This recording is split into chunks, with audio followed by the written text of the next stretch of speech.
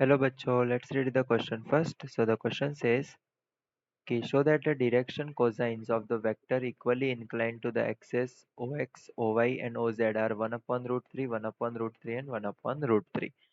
So सबसे पहले हम यहाँ पे की कॉन्सेप्ट समझेंगे. So यहाँ पे की concept is sum of square of direction cosines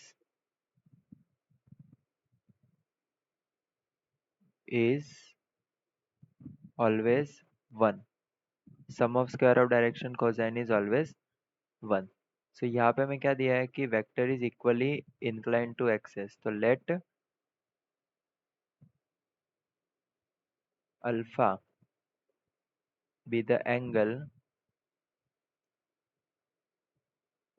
by which the vector is inclined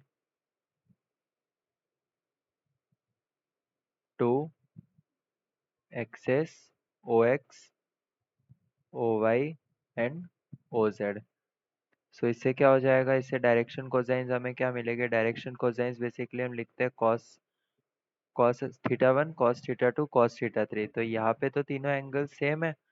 so direction cosines क्या हो गए, cos alpha and cos alpha. Okay, so हमें कॉस अल्फा की वैल्यू निकालनी है. तो हमने की कॉन्सेप्ट में क्या समझा है कि sum of square of direction cosine is 1. So cos square alpha plus cos square alpha plus cos square alpha is equal to 1. So ये हो जाएगा 3 cos square alpha is equal to 1. So cos square alpha is equal to 1/3. So cos alpha की value क्या होगी, 1 upon root 3. So we can say that cos alpha में मिल गया. तो hence direction cosines are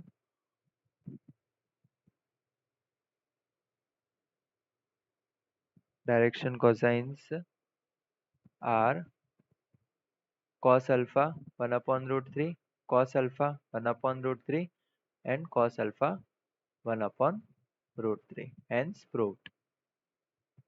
Okay, so this is our answer which we have proved by using the key concept. Hope you understood it well. Best of luck.